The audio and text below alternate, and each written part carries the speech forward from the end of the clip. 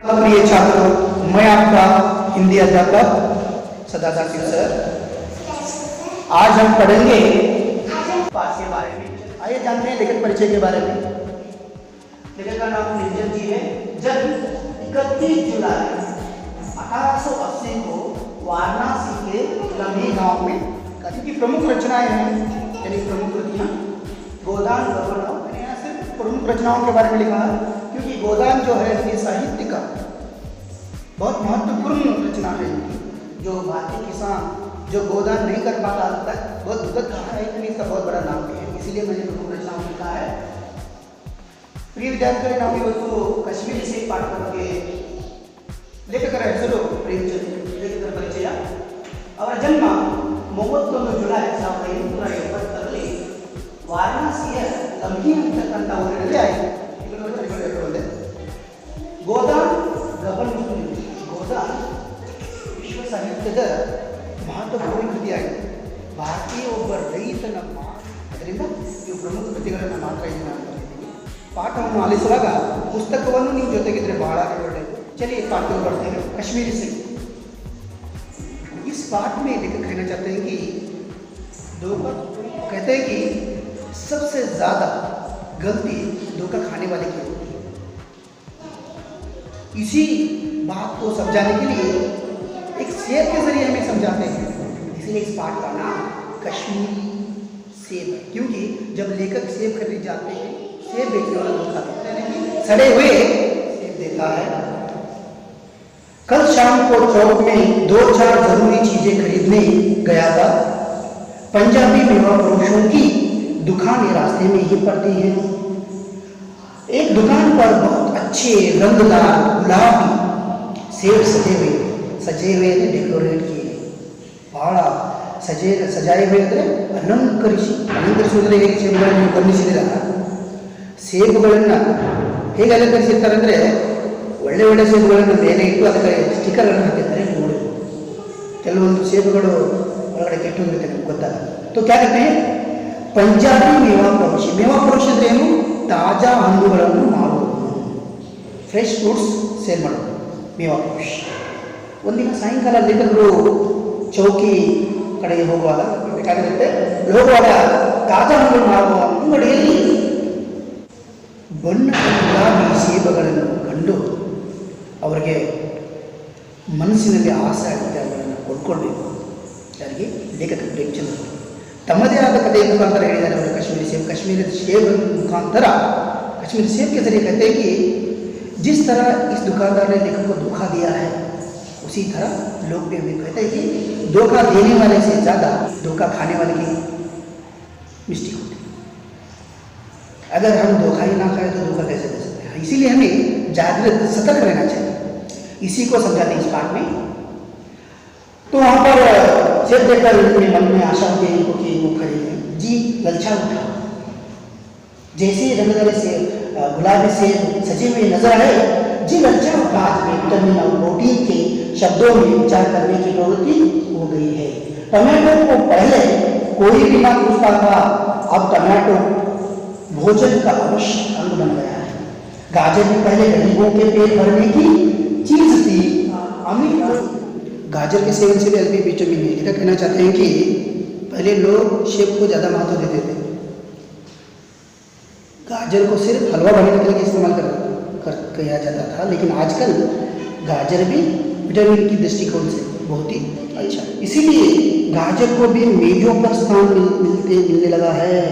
और सेब के विषय में तो यह कहा जाने लगा है कि एक सेब रोज खाइए तो आपको डॉक्टरों की जरूरत ना रहेगी। डॉक्टर से बचने के लिए हम नीम कौड़ी तक खाने को सकते हैं।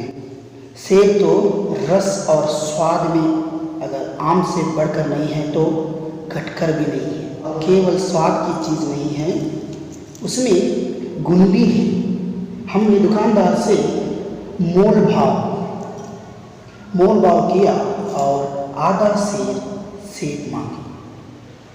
मोल भाव विचार से पूछताछ की, कितने में दोगे?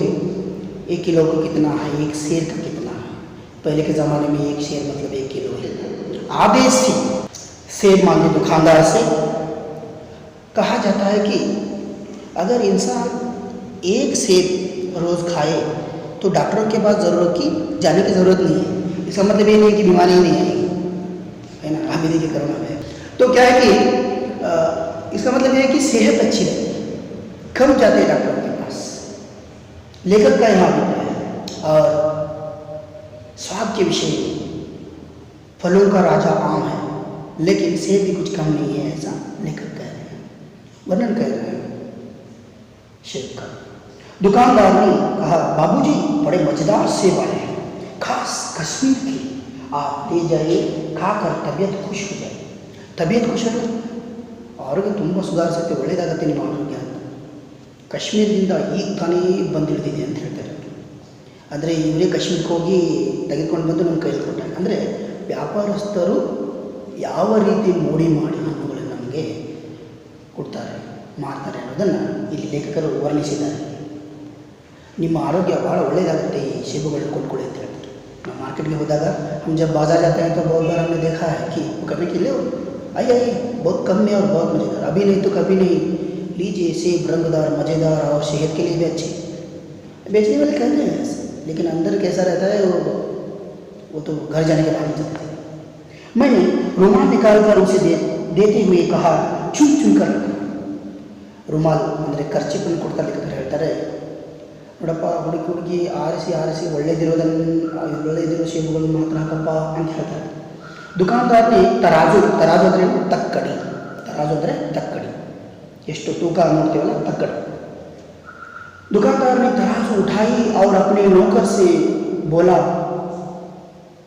सुनो आधा सेब कश्मीरी सेब निकालना, चुनकर देखते हैं कि जो सेब बेचने में कितना रिस्पांस दे रहे हैं, ऐसा दिखाना चाहते हैं। साहब आए हैं 1 किलो सेब दो और अच्छे देना, लेकिन उसमें अच्छे होंगे तो ही देंगे। लौंडा यानी जो यंग लड़का होता है उसे लौंडा कहा जाता है। लौंडा 4 सेब लाया, दुकानदार ने तौला यानी तूका मारा, मेजर किया उससे कितना वेट है उसका। एक लिफाफे ಅಂದರೆ ಏನು ಗೊತ್ತಲ್ಲ, एनवलप लिफाफे में उन्हें रखा और रुमाल में बांध कर मुझे दे दिया। मैंने 4 आने बहुत सारी चीज़ें मिलती थी। आपका जो 400 या तो 300 रुपये है ना, तब के 4 आने में बहुत सारी चीज़ें आती हैं जो अब आजकल जो 300-400 रुपये में आते हैं। आप हैरान मत होइए विद्यार्थी, 4 आने में क्या आता है, तो 4 आने चलता नहीं है, लेकिन उस ज़माने में चलता था। हाथ में रखे, घर आकर लिफाफा ज्यों का त्यों रख दिया। रात को सेब या कोई दूसरा फल खाने का फायदा नहीं है। फल खाने का समय तो ಪ್ರಾತಃಕಾಲ अर्ली मॉर्निंग ಮುಂಜಾನೆ ಬೆಳ್ಳಂಬೆಳಗ್ಗೆ ಅಂತ ಹೇಳ್ತೀವಿ, ಹಸಿದು ಹಣ್ಣನ್ನು ತಿನ್ನಬೇಕು ಅಂತ ಹೇಳ್ತಾರೆ. तो क्या है, आज खाली पेट सेब खाने से बहुत अच्छी सेहत, यानी कोई भी फल खाली पेट से खाने से सेहत बहुत अच्छी रहती है।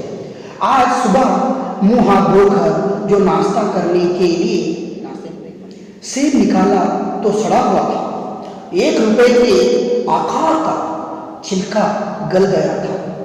छिलका गल गया ಅಂದರೆ ಅಷ್ಟು ಗುರುತು, 1 ರೂಪಾಯಿ ನಾಣ್ಯದಷ್ಟು ಗುರುತು ಮೂಡಿದಷ್ಟು ಅದು ಕೆಟ್ಟೋಗಿದೆ, ರೌಂಡಾಗಿ ಸೇಬ್ ಆಗಿದೆ ಅದಕ್ಕೆ ಸೇಬು. ಅಷ್ಟು 1 ರೂಪಾಯಿ ಸೇಬು ಏನು ಸೇಬ್ ಇರುತ್ತಲ್ಲ 1 ರೂಪಾಯಿ ಕಾಯಿನ್ದು ಅಷ್ಟು ಆ ಸೇಬು ಹಾಳಾಗಿದೆ ಅಲ್ಲಿ.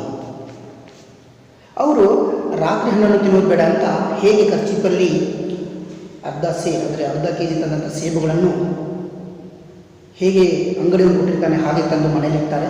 ಬೆಳಗ್ಗೆ ಹಣ್ಣುಗಳನ್ನು ಸೇವಿಸೋದ್ರಿಂದ ಆರೋಗ್ಯಕ್ಕೆ ಒಳ್ಳೆಯದು ಅಂತ ಬೆಳಗ್ಗೆ ಕೈಕಾಲುಗಳನ್ನು ತಡೆದುಕೊಂಡು ನಾಸ್ತಾ ಅಂದರೆ ಬ್ರೇಕ್ಫಾಸ್ಟ್ ಮಾಡುವ ಸಮಯದಲ್ಲಿ ಲೇಖಕರು ಏನು ಮಾಡ್ತಾರೆ ಅಂತಂದರೆ, ಆ ಖರ್ಚಿಪನ್ನು ಬಿಚ್ಚಿ ನೋಡಿದಾಗ ಹಣ್ಣುಗಳು ತಿನ್ನಲಿಕ್ಕೆ ಬಯಸಿದಾಗ ಅದರಲ್ಲಿ ಮೊದಲನೇ ಹಣ್ಣು 1 ರೂಪಾಯಿ ನಾಣ್ಯದ ಆಕಾರದಷ್ಟು ಕೆಟ್ಟು ಬರುತ್ತೆ. ಅದು ಲೇಖಕರಿಗೆ ಬಹಳ ಬೇಸರ आते। समझा रात को दुकानदार ने देखा ना होगा, दूसरा निकाला मगर यहाँ आधा सड़ा। अब संदेह हुआ दुकानदार ने मुझे धोखा तो नहीं दिया है। तीसरा सेब निकाला, यह सड़ा तो ना था, मगर एक तरफ दबकर बिल्कुल पिचक गया था। मुद्दे ಚಪ್ಪಟೆ ಅಂತ ಹೇಳ್ತಾರೆ ಆ ಥರ ಒಂದ್ರ ಮೇಲೆ ಒಂದು ಇಟ್ಟಾಗ ಅಷ್ಟೊಂದು ಕೆಟ್ಟೋಗಿದೆ. ಹಣ್ಣು ಮೇಲೆ ಹಣ್ಣು ಭಾರ ಬಿದ್ದಾಗ ಹೇಗಾಗುತ್ತಲ್ಲ ಟೊಮೆಟೊದಲ್ಲ ಹಾಗಾಗ್ಬಿಟ್ಟಿದೆ ಆ್ಯಪಲ್.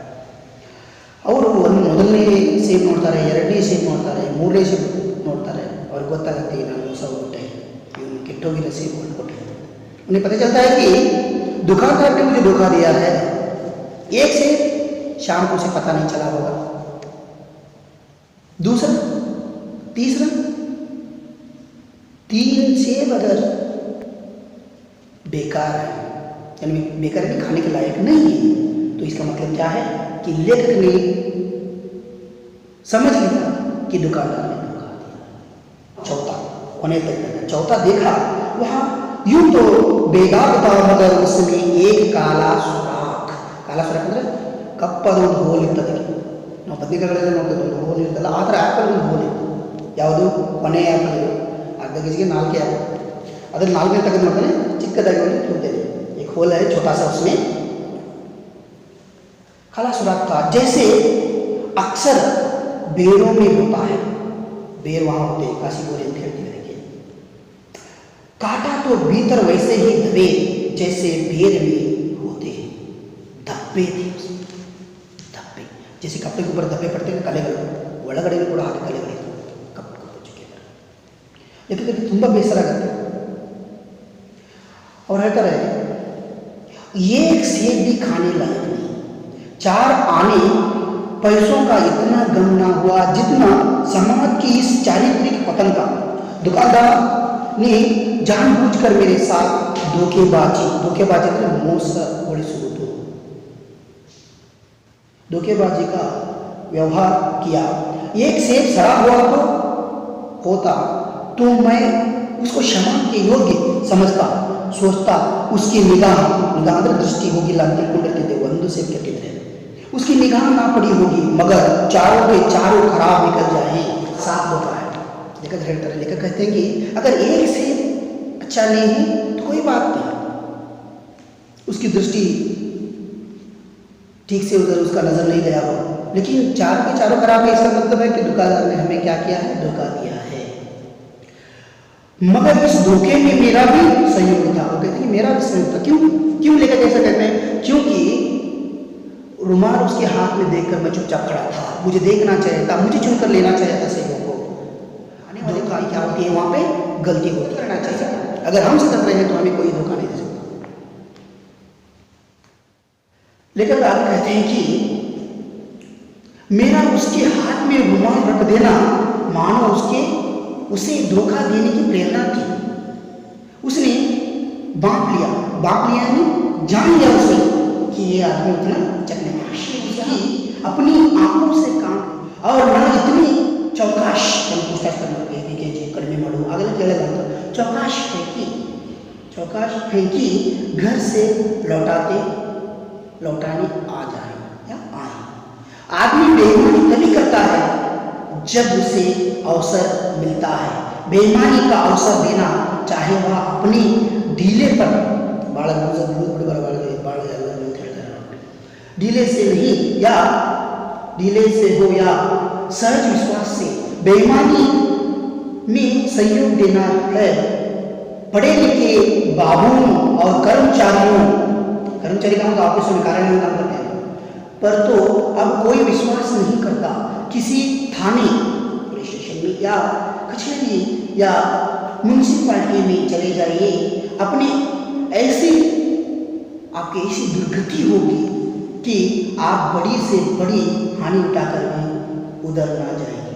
तो लेकर कहते हैं कि धोखा उसने इसलिए दिया कि मैंने उसे अवसर दिया, मैंने रुमाल हाथ में थमा दिया और उसने अपनी मन के तहत, उसे पता था कि दुकानदार को पता रहता है कि कौन सा फल अच्छा है कौन सा नहीं, तो इसमें मेरी भी गलती है। कहते हैं मैंने उसे प्रेरणा दी, यानी मैंने उसे ढीला छोड़ दिया, उस पर विश्वास किया। तो आगे कहते हैं कि आप किसी गांव में जाइए, कहीं भी जाइए, या तो फिर कोई ग्राम पंचायत या फिर म्यूनसिपालिटी या तो पुलिस स्टेशन जाइए, तो वहाँ तो आपको धोखेबाजी बहुत ही मिलेगी, ऐसा लेकर कह रहे हैं। पहले ऐसा ना था, व्यापारियों की खास बनी हुई थी। यूं तोड़ में चाहे छटाक आधा छटाक कस ले, छटाक आधा छटाक कस ले, ತಕ್ಷಣ ಒಂದು ಹಣ್ಣನ್ನು ಹೆಚ್ಚು ಕಮ್ಮಿ ಮಾಡಿಕೊಡ್ಬೋದು. ಆದರೆ ಮೊದಲಿನ ಜನ ಮೋಸ ಮಾಡ್ತಿರಲಿಲ್ಲ. ಈಗಿನ ಜನ ಒಬ್ರಿಗೊಬ್ರು ಇಷ್ಟ ಆಗ್ತಿದ್ರೆ ಅವ್ರು ಸರಿಯಿಲ್ಲ ಅಂತ ಹೇಳ್ತಿದ್ರು. ಆ ಅಂಗಡಿಗೆ ಹೋಗೋದನ್ನ ನಿಲ್ಲಿಸ್ಬಿಡ್ತಾರೆ, ಅವ್ರು ಒಳ್ಳೆ ಹಣ್ಣುಗಳನ್ನ ತಿಂದು ಹೇಳ್ಬಿಡ್ತಾರೆ. ಅಂದರೆ ಅವರಿಗೆ ತಕ್ಕಂತಿದ್ರೆ ಮಾತ್ರ ಒಳ್ಳೆಯದು ಅಂತ ಹೇಳೋ ಸಾಧ್ಯತೆ ಇರುತ್ತೆ ಅಲ್ವಾ. ಆ ಒಳ್ಳೆ ಹಣ್ಣುಗಳು ಕೂಡ ಹಾಗೆ ನಾವು ಯಾರ ಹತ್ರ ಹೋಗ್ತೀವಿ ಜನರೆಲ್ಲ ನೋಡಿವಿ ಜನಗಳೇ. ಆದರೆ ಮೊದಲು ಈಗಿರಲಿಲ್ಲ ಅಂತ ಹೇಳ್ತಾರೆ. ಒಂದು ಹಣ್ಣು ಹೆಚ್ಚು ಕಮ್ಮಿ ಕೊಡ್ಬೋದು, चटाक से निकालना या तो फिर डालना, कम करना, ऐसा होता था. लेकिन धोखेबाजी अच्छा अच्छे मिलते थे, अच्छे. लेकिन आप उन्हें 5 की जगह भूले से 10 के नोट दे आते तो आपको घबराने की कोई ज़रूरत ना थी. आपके रुपये सुरक्षित थे. मुझे याद है एक बार मैंने मुहर्रम तक तो मुस्लिम हब्बा, मुहर्रम के असल मुस्लिम हब्बा, मुहर्रम के मेले में जात्रेली एक दुकानदार से एक पैसे की रेवड़ियाँ ली थी और पैसे की जगह अठन्नी ಅಂದರೆ 50 पैसे अठन्नी दे आया था. घर आकर जब अपनी भूल मालूम हुई तो दुकानदार के पास दौड़ गया. आशा नहीं थी कि वह अठन्नी लौटाएगा, लेकिन उसने प्रसन्न चित्त से अठन्नी लौटा दी और उल्टे मुँह से क्षमा. और यह कश्मीरी सेब के नाम से सड़े हुए सेब बेचे जाते हैं. मुझे आशा है पाठक बाजार में जाकर मेरी तरह आंखें न बंद कर लिया करेंगे, नहीं तो उन्हें भी कश्मीरी सेब ही मिलेंगे. तो लेकर कहते हैं कि एक बार वो छोटे थे, मुहर्रम के मेले में गए थे, तो वहाँ पे उन्होंने रेवड़ी खरीदी और आटा नहीं दी. वहाँ पर उसकी कीमत कम थी. जब जैसे ही उन्हें पता चला कि मैंने पैसे ज़्यादा दिए हैं तो व्यापारी के पास जाकर वो पूछते ही इन्हें देखते ही वो जो पैसे जो बचे हुए थे आटने में से वो वापस दे देते हैं और कहते हैं कि मुझे क्षमा कीजिए. तो इसका मतलब क्या है, पहले के लोग ईमानदार थे, जो भी करते थे बता कर करते थे. आज के लोग मतलब ज़्यादातर, सभी लोग ऐसे नहीं होते हैं, धोखेबाज होते हैं. इसलिए कहते हैं कि आप भी बाजार जाकर ऐसे ही कश्मीरी सेब सड़े हुए ना खरीदिए. सिर्फ सेब की बात नहीं है, लेकिन कहते हैं कि धोखा मत खाइए. सिर्फ बाजार की बात नहीं है, सिर्फ सेब की बात नहीं. इस कश्मीरी सेब पाठ के जरिए लेखक का कहने का अभिप्राय, लेखक ये मॉरल वैल्यूज में समझाना चाहते हैं कि ಏನು ಮೌಲ್ಯ ಸಿಗುತ್ತೆ ನಮಗೆ ಪಾಠದಿಂದ ಅಂತಂದರೆ, ನಾವು ಯಾವಾಗಲೂ ಮೋಸ ಯಾವಾಗ ಹೋಗ್ತೀವಿ ಅಂದರೆ ನಾವು ಅವಕಾಶ ಕೊಟ್ಟಾಗ ಯಾರಿಗೂ ಕೂಡ ಅವಕಾಶ ನಾವು ಮಾಡಿಕೊಡಬಾರ್ದು. ಮೋಸ ಮಾಡಲೂಬಾರ್ದು, ಮೋಸ ಹೋಗಲೂಬಾರ್ದು. ಇದೇ ಇವತ್ತಿನ ಪಾಠ. ಎಲ್ಲರಿಗೂ ಆಲಿಸಬೇಕಾಗಿ ಧನ್ಯವಾದಗಳು. ಇದು ಟೆಸ್ಟಿಂಗ್ ವಿಡಿಯೋ ಇದೆ. ಇದಕ್ಕಿಂತ ಚೆನ್ನಾಗಿ ಪಾಠಗಳನ್ನು ಮಾಡಲಿಕ್ಕೆ ನಾವು ಮುಂದಿನ ತಯಾರಿ ಮಾಡ್ತೀವಿ. ಈ ಪಾಠ ಮಾಡುವಾಗ ಮಕ್ಕಳು ಅಂದರೆ ನಮ್ಮ ಮಕ್ಕಳು ಇಲ್ಲೇ ಇರೋದ್ರಿಂದ ಸ್ವಲ್ಪ ಡಿಸ್ಟರ್ಬೆನ್ಸ್ ಆಗಿದೆ. ಮುಂದಿನ ಪಾಠದೊಂದಿಗೆ ಮತ್ತೆ ಭೇಟಿಯಾಗೋಣ. ಪ್ರಿಯ ವಿದ್ಯಾರ್ಥಿಗಳೇ, ಧನ್ಯವಾದಗಳು. Take care.